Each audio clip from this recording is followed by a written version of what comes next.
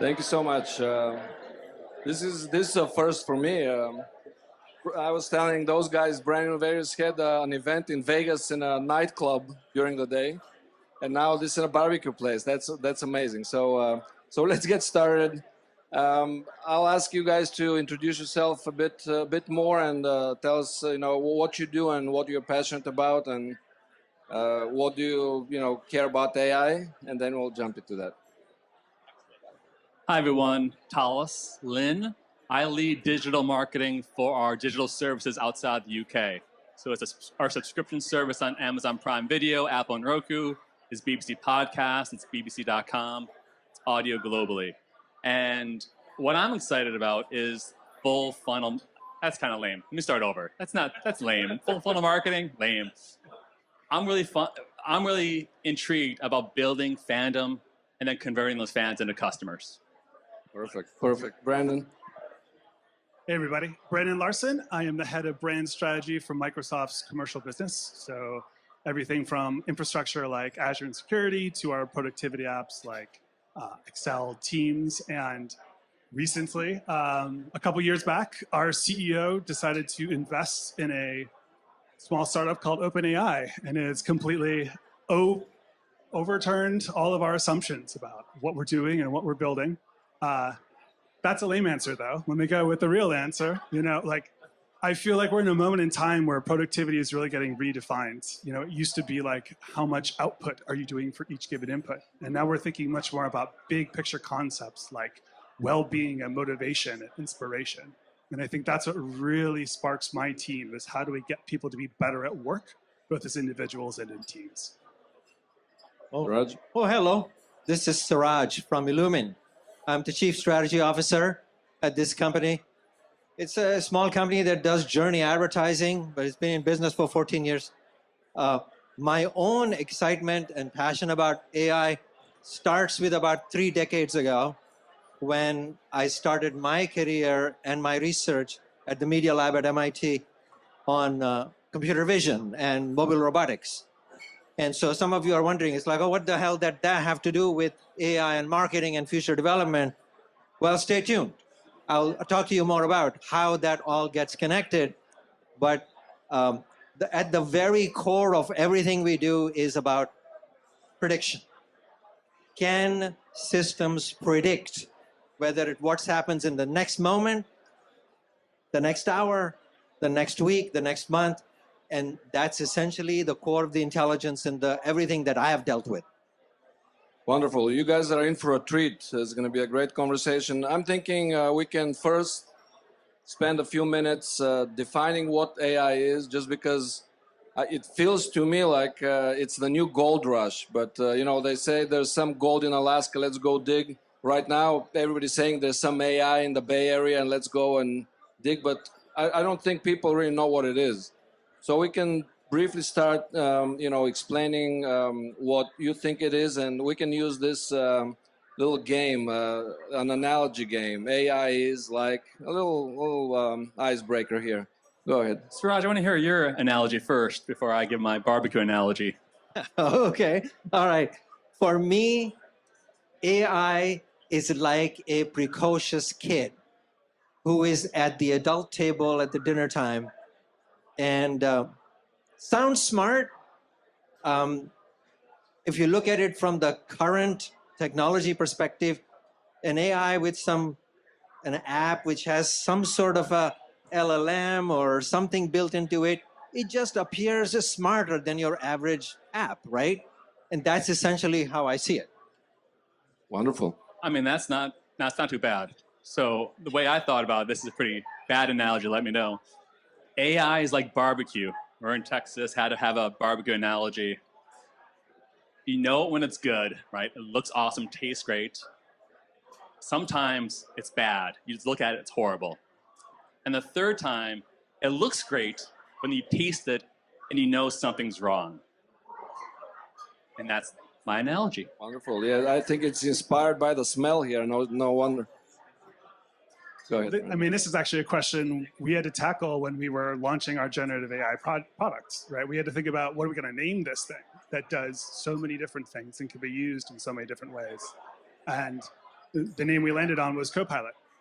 AI is your Copilot. And embedded in that is like a philosophy, right? That it's not in the driver's seat. You are at all times, right? It is alongside you. It should be following your intention, listening to what you're trying to get accomplished, right? And so we feel like there's a really strong way for AI to evolve and be embedded in the workplace, but still not, still leave room for humanity, for like the care and the craft that like we as marketers, we know that's essential to our jobs. So it's like a co-pilot, little kid co-pilot eating barbecue at the dinner table, right? Did that clear it up for everyone? So what we can, I think, the next step we can take is to really talk about what it is good at. What is AI good at? Because there's a lot of promises, right? Everybody's rushing. There's a lot of FOMO. Everybody's rushing to get in on the game, but you guys are the experts. You've lived it. You've practiced it. So let's talk about what it is good at, and let's use cases. And you guys can pick the area that you're passionate about. Some in our initial conversations we talked about creativity or journey mapping and journey prediction and so on. So Talis, let's start with you. Well, at the BBC, trust is paramount. It's super important that what we release, the audience can relate to. So we're testing small, right? Footsteps, just trying what's out there because the risk is too great if you get it wrong. So we're doing a test right now across Doctor Who, and we're using Microsoft Copilot, bing, bing, bing. Oh, that's another. Sorry, Microsoft Copilot to write copy that drives improved engagement and conversion across 3 touch points: push notifications, email subject lines, and display ads. Because at a high level, what we're using Copilot and a really AI in marketing to do is really 2 big things. How do you scale experimentation? How do you scale personalization? And if you think about the bottleneck that marketing experimentation usually is, it's the development of creative assets. You develop more and more creative, which costs more and more money. And I think that's the great thing about AI, because with AI, scale is infinite when budgets are not. And tell us a bit more about the background, the business case. So in BBC, right? Tell us a bit the backstory of why you're using it, So BBC, we're one of the world's largest producers of audio, video, text, news around the world. And with that, we have so much output and so many creative assets tied to that. And there's only so many people that can do that job. So with AI, we're really looking at scale, right? It's not about replacing people because it's too much to do. It's really about scaling what we have to do today and using technology to do it. That's amazing. So this is one, also in my opinion, undeniable strength of current generative AI is understanding language, producing language, predicting language, if you will, and also visuals. I mean, making images, making videos, and you guys are using that to scale up the business and so on. And you mentioned the risk of trust, which I'll put it on the back burner and I'll bring it up when we talk about the risks. How about you, Brandon? Yeah, when we think about the benefits of AI, we think about it in 3 dimensions: productivity, collaboration, and creativity. And I think it's worth kind of unpacking how we've seen this work for some of our customers. We do a lot of co-creation right now. We're still trying to figure out exactly the best applications of this technology. And so one of our customers that we're co-creating with is Dentsu, the advertising agency. And what we see with them, number one, AI saves a lot of time. Those of us who have been in ad agencies before know there's so much sludge that goes with work, timesheets, emails, right? There's so much time-consuming activity that is not about your goal at work, but things you have to get done. And AI's ability to tackle those for you, we see that it frees up 2 to 4 hours a week, and that's meaningful time. Collaboration-wise, we all have that feeling at work where there's constant misconnections. Either you can't find that file that somebody sent you, or you can't find that meeting that you need to find, and that's our experience. That wastes so much energy. And so a big part of what AI can do is just get us closer into connection with each other to bring us around our common goals and projects. And then finally, creativity. I think it's worth unpacking creativity because I think there's a lot of misconceptions about how AI can add to creativity. What we saw with Dentsu is that they used AI in a lot of their pitches and presentations to like do mood boards on the fly, create brand worlds, talk through possibilities with clients. So it's not replacing the craft of what they do, but it's giving those ideas a totally new velocity. And what would take a month to accomplish is getting accomplished in a meeting or two, right? And so the power of AI is so vivid when you think about it, not as an end, but as a means to some of that connection that we need at the workplace. That's awesome. Do you have a story to tell in this case, like where you helped a client and then they wanted to carry you on their shoulders afterwards? If you don't, that's okay. But it's good to think of stories. Like when we give these examples, the theory is good and but if you can think of story, maybe we'll come back, which that would help the audience, I think. Seraj. So I promised you I was going to show you the connection between how what I did with mobile robotics and vision applies to the world in which I operate now, which is journey marketing. So start with some very basic principles. Do people over here use any robots at home that actually do some regular chores like vacuuming and things like that? People use it here? Okay, excellent. What's the bare minimum expectation you have from that thing? At the very minimum, it should not bang into walls. It should not bang into furniture. It should not bang into you. It should avoid all of those mishaps, right? Fundamental idea is obstacle avoidance. Okay, that was my thesis. That's what I did 25 years ago. And it's now being used, of course, in autonomous navigation, in more into military applications and so forth, where it is obviously very risky to have humans in there. But now apply that same exact logic in how you manage customers. What are you really trying to do with customers, consumers, prospects? You're trying to make their lives simple. You're trying to bridge the gap between the need and the fulfillment of the need.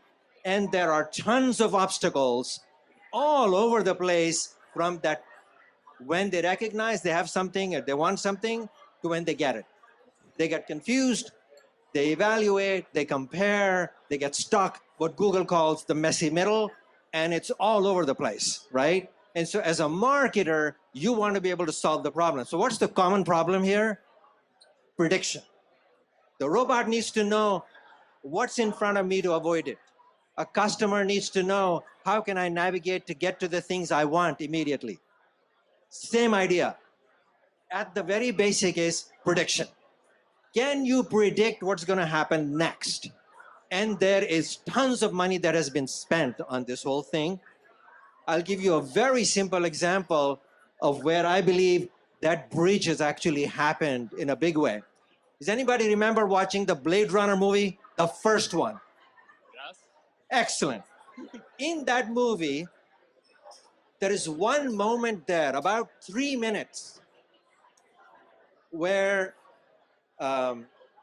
the interaction that happens between, who was the hero for that? Deckard, Harrison Ford. Harrison Ford. So Harrison Ford is interacting with this system which has images, okay? And he's talking with it to figure out who was in that room as a detective prior to, right? And so what they are trying to do is talking with it. Tell me what that's all about. Where was the person in there? What's the skin like? I mean, it's real dialogue. So when you talk about Copilot, right? The things I'm thinking about is there is a tremendous amount of analytical, numerical rigor that's happening behind the scenes, but the interaction is very smooth. It's real dialogue with so much structured data. That's a huge development. It took 35 years for that to happen, but I'm telling you, in every leading radiology department today, that kind of system is currently being used. So that is fantastic. So we heard three really great and diverse cases of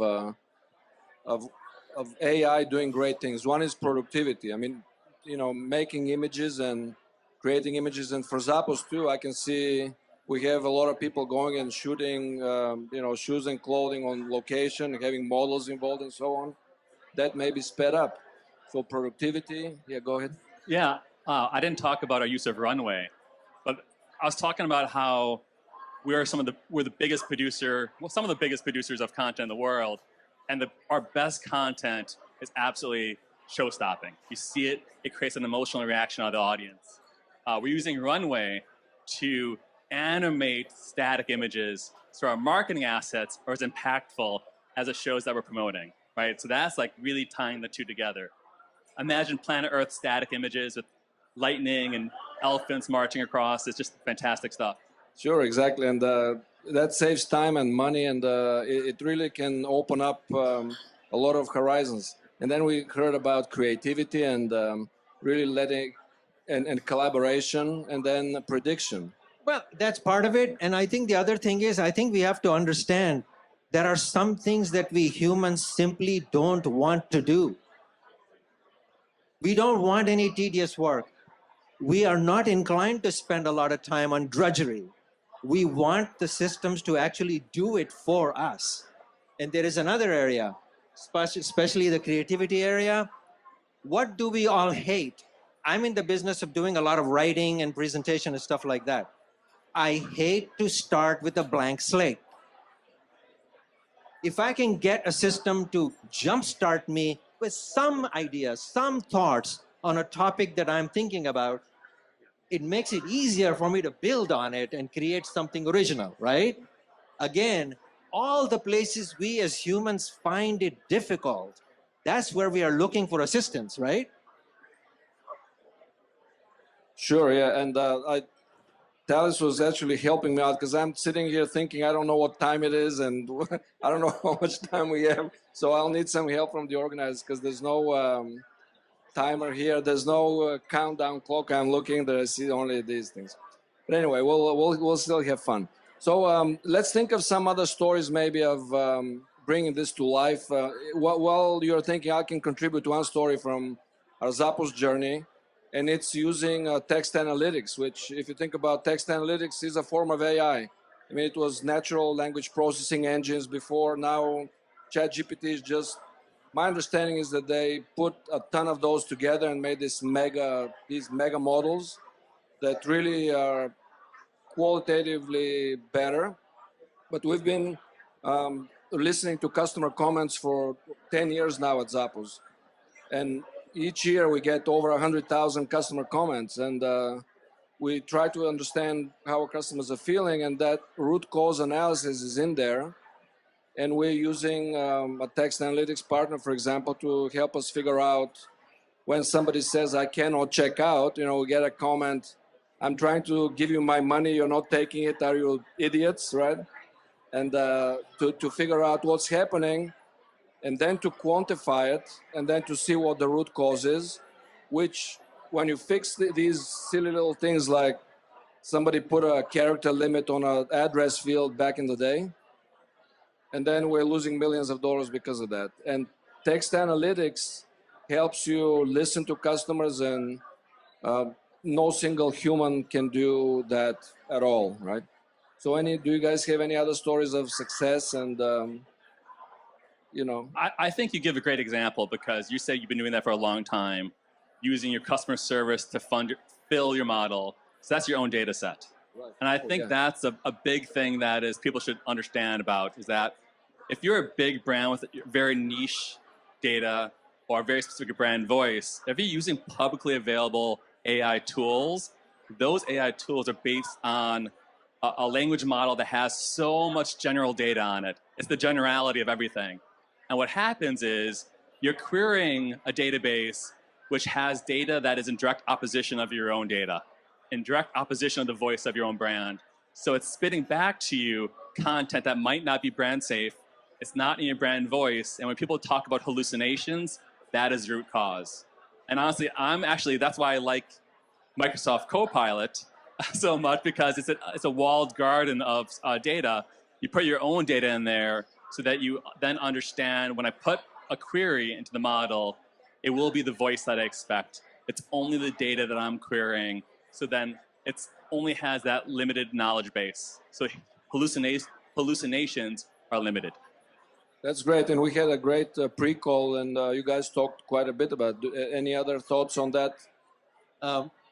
Yes. Oh, I'll just on that thought, I'll just add, how my team has been using some of these tools because we've been dogfooding them for a couple of years now, and I think it's exactly as you're saying. Like, the more specific that these tools get to your role and your team, the more useful and the more powerful they become. And it's actually the constraints on them that give them a lot of use. So, for instance, we have Copilot embedded into our teams, so I can go back a month after a meeting happened and ask that meeting, hey, what happened? What did we decide?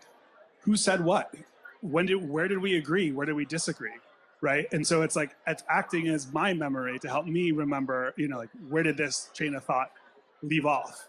And also there's a strong inclusion aspect to it too, where I think we're very used to, like, the more junior folks in the room doing the note taking, doing a lot of the drudgery, right? And not participating as much as they should.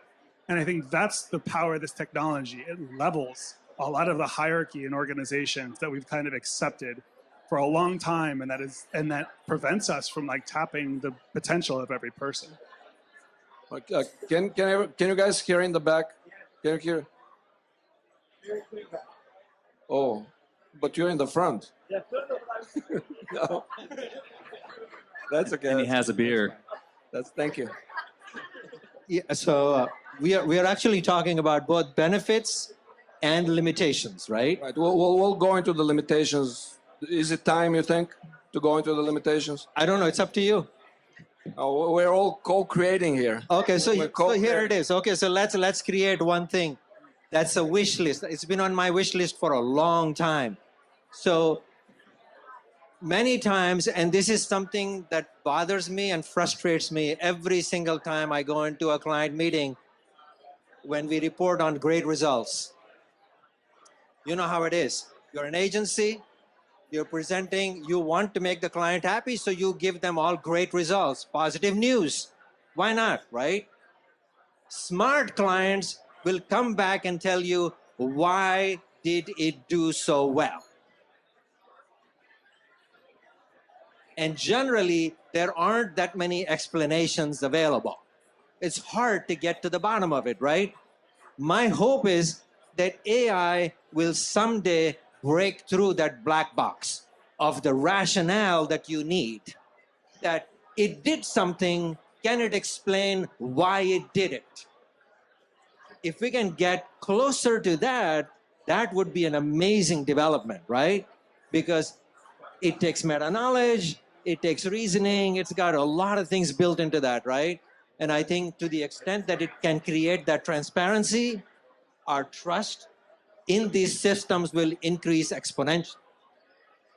That is essential. So in a way, the risk that you're pointing out is the fact that that software creates things, but we don't know how it creates things, and it doesn't know how it creates things, and you have to trust it. And when the outcomes are good, great. But what if they're not, right? And we as humans want to understand the reasons why.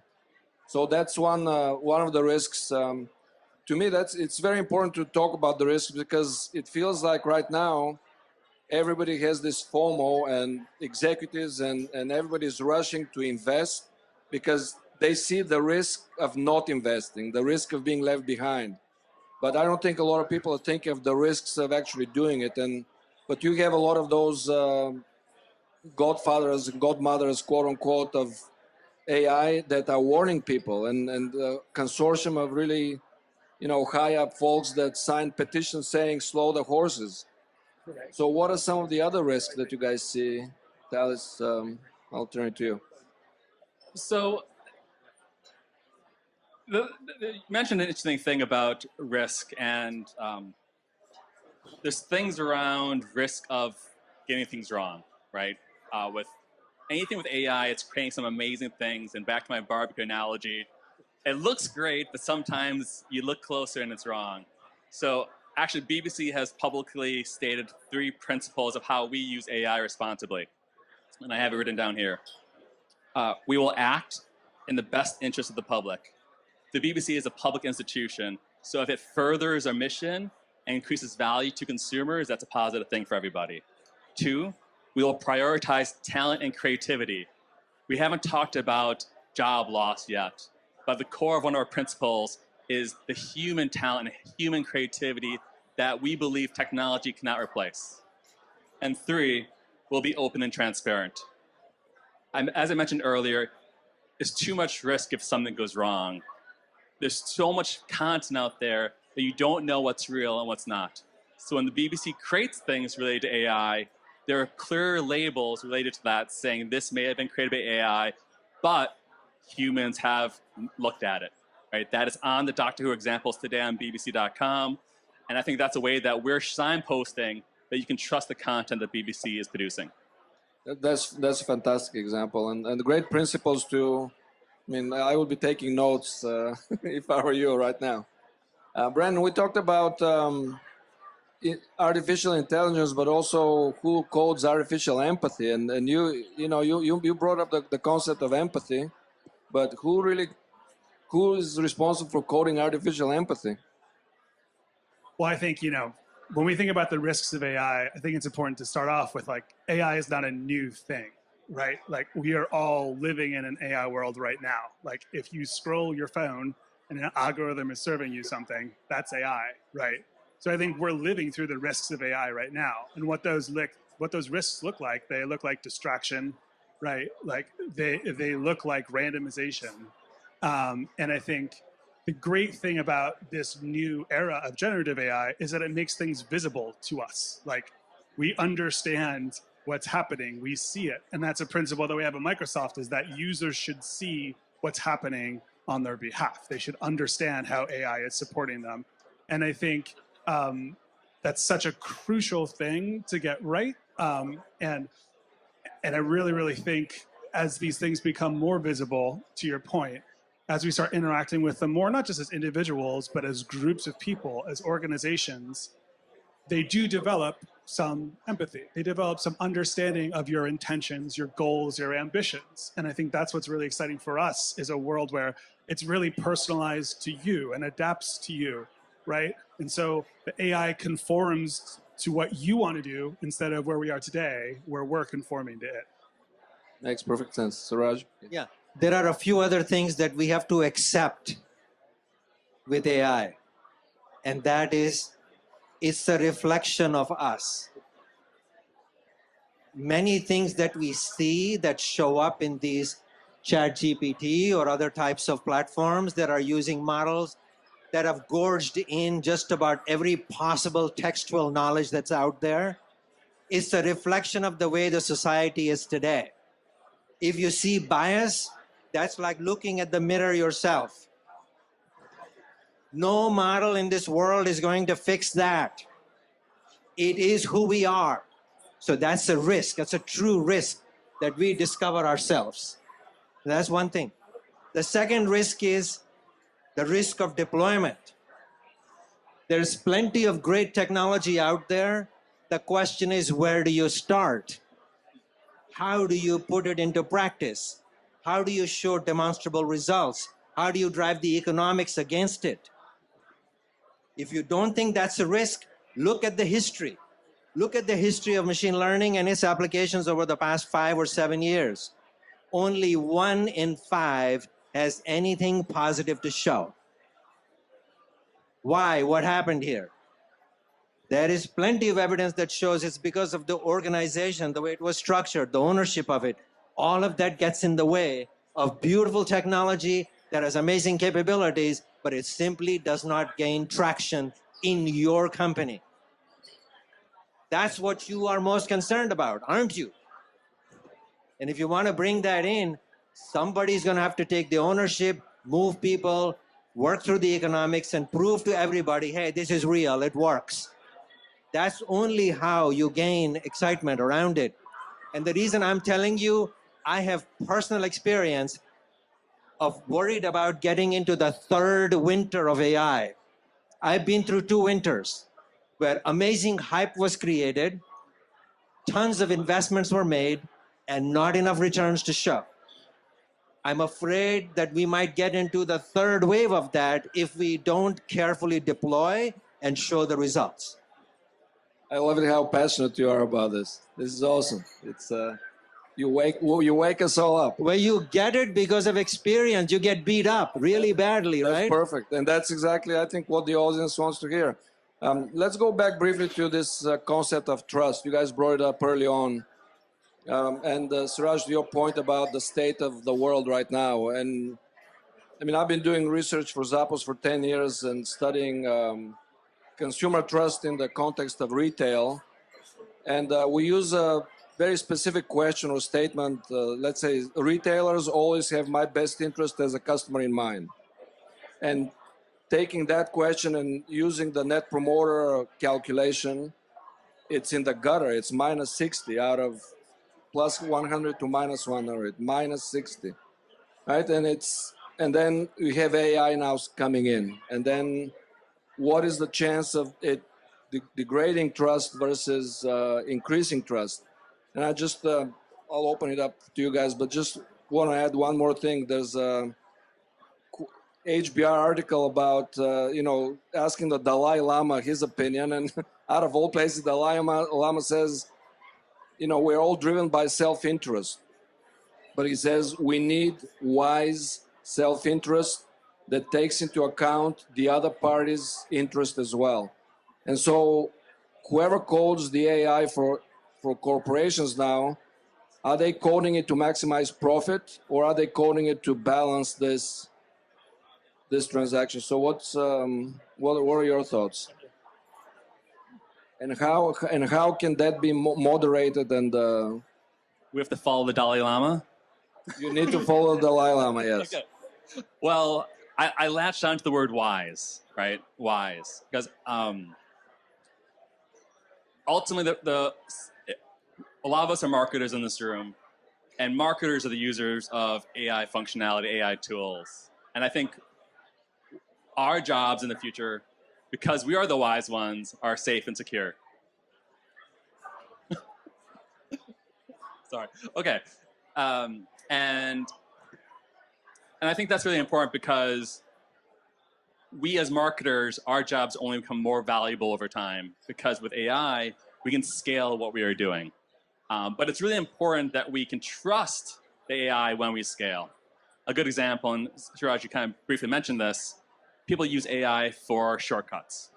I've done so many lifetime value models in my day, and you just have to understand price point of the product, retention, churn, all those things. And I can do the calculation, but I'll just use an AI tool, give it its inputs, and just do it for me.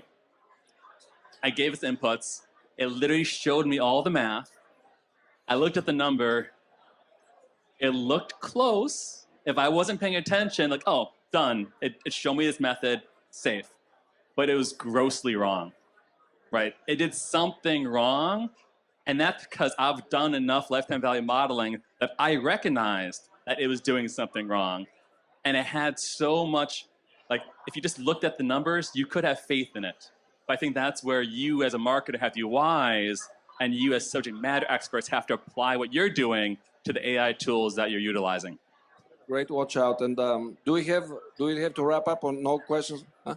What's that? 10 minutes. Okay. Great. So we'll leave some time for Q&A from the audience. Do you guys want to? Yeah, there is when you talked about trust and you talked about how you need to control the voice, right? I think there is only one thing at the very minimum that you as marketers must absolutely control and know you have to do right. That no AI will do for you. There is a word in marketing that over the past 5 to 7 years is overused, probably cliched by now, and that's authentic, right? There wouldn't be a panel without the use of that word, right? I'm telling you, if you can't be true, authenticity is being true to yourself and what you represent. If you can't do that, no AI will do it for you. If you don't have a brand voice that is clear, unique, appropriately differentiated, no AI will do that for you. Those things you own, and it's an extremely important thing, it's the true asset to own. That's where the trust comes from. And then the AI will just put all the flesh around it if you need it, but it needs to speak in your voice, right? There is no other way to build trust. Fantastic, fantastic point. And I'll just add quickly, when we think about building trust with our customers, right, the key to that is just transparency. Like, we share this technology with a number of companies, knowing that it hallucinates, knowing that it makes mistakes. And I think we had a lot of honest conversations about what that means, and therefore how you should use this technology and how you shouldn't. And I think when used correctly, again, not just by individuals, but by teams of people, I think it's a really interesting way to build trust within the team, and how you develop junior folks, the way that that works through AI is something that we're just scratching the surface of. I think that that principle of transparency, not just person to technology, but person to person at the same time, and how we utilize this tech to give greater transparency and trust amongst people, right? Like, that's the powerful thing. Alex, we should get some questions. Yes, please. Questions from the audience. Hi, I'm Jacqueline. I'm Talis's coworker, actually. Brandon, I have a question for you. So we talked a lot about product use cases, how important trust is, but fundamentally for Copilot, what is the brand strategy? Are you hoping to be consumer-facing or an enterprise solution? Thank you for that softball question. The question was, how do we think about the audience for Copilot? Both. And I think something that we're super honest about is that, like, we are on a journey with people, with consumers, with prosumers, with our enterprise clients to figure out what is the best application of this technology. I think we see incredibly promising results in organizations. We see, 90+% of people returning to use it weekly. It's a very sticky product. People are seeing a ton of value. I think in the consumer space, it's really, really interesting how you can have a Copilot that actually you take with you when you leave a job. So it's actually yours personally. And we're actually not used to that kind of tech where it's like, it's actually something that I'm developing with, and it's kind of my secret weapon, no matter where I go organizationally. And that's a whole kind of new era of software that we're really excited about. Thank you. This is a great panel, great discussion. Thank you, guys. Mike Dayton, I'm with Shaco. We work with technology all the time, including AI, and probably the only overused word beyond AI is authenticity. Having been at many brand innovators, like, it's authenticity, authenticity. And Seraj, you made a great point about, you can't use AI to create your brand message or your brand promise. It's not going to do it for you. But what advice would you give to 50-year-old, 100-year-old brands who are, like, dealing with FOMO and trying to maintain that authenticity of their brand so that they don't damage it? Because AI is not new, true, but generative AI is completely blowing people's minds. And you don't know if you're interfacing or interacting with a human or with a computer now. That's the big difference, right? You know if you're playing Minecraft, right? You know if you're on a Discord server, but generative AI is something new. So what practical advice would you give to the brand marketers here of striking that right balance between FOMO, of missing out on all the great things AI could potentially do for your brand, and potentially harming your brand? We saw a great example, and this isn't a plug for Microsoft, but Google and Gemini was a complete disaster, right? And the BBC, I think your number one is great, right? But for the good of mankind, well, that's subjective, right? There's different worldviews, there's different religions, there's different points of view on everything. So who makes those decisions, and how does all that stuff come together, and what advice would you give for people to protect their brands and propel their brands versus harm them? Thank you. Great question. Great question.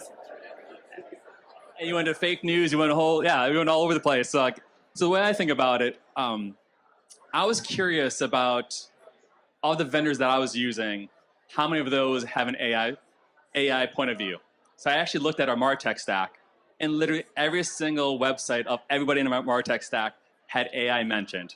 And you look what's been happening to shareholder value and stock price over the last year, Facebook through the roof, Meta through the roof, NVIDIA at almost $1,000 earlier today, right? And these are established companies that have some type of a way of building out AI. I hinted at this earlier. If you're a more established brand with a distinct brand voice, did you say you're from Shopko? Shopko. Hey, Shopko is completely different. But if you're an established brand, you should put your data, your briefs in more of an enterprise brand solution. So when you do start using AI, Gen AI, its output is more closely aligned to the brand that you've established. Any other? I think there are two sides to this whole thing. One is clearly about what the brand is and how you communicate it, right? At its core, there is some service or collection of products that are doing something for humans out there. You want to think about that at the product level really first, because that's where the first point of interaction really happens. Brand belief points happen right there, right? And so I would cover the full spectrum, not just the communication part, but also the whole service delivery part of it. And I think the established brands have established that value proposition for 50, 70, 100 years. They're valuable, that's why they exist.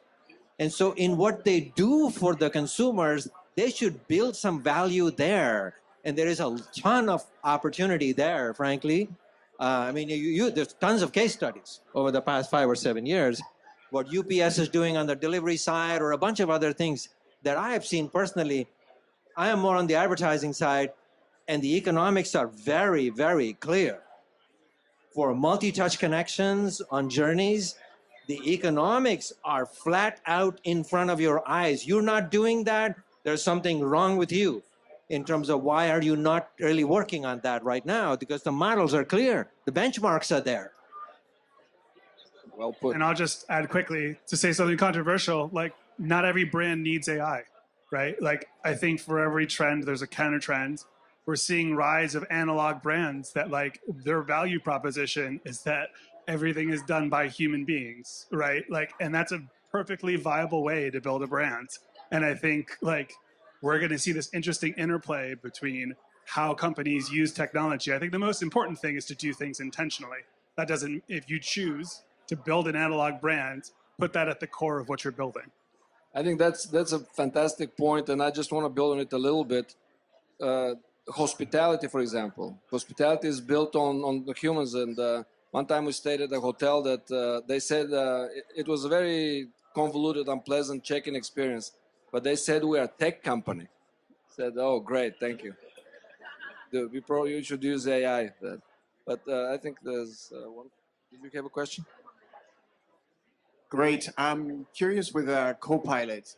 What will make Copilot different? In other words, there are many competing AI platforms out there, right? And you have, of course, ChatGPT itself also creating its own platform with its own brand, and there are others from Alphabet, etc., and other really smaller ones. So, what will make Copilot different ultimately? What will be the question was, what makes Copilot different? Super quickly, right? Like it's in the flow of work. We feel really importantly that it should be embedded inside the tools you already use. It should not be peripheral.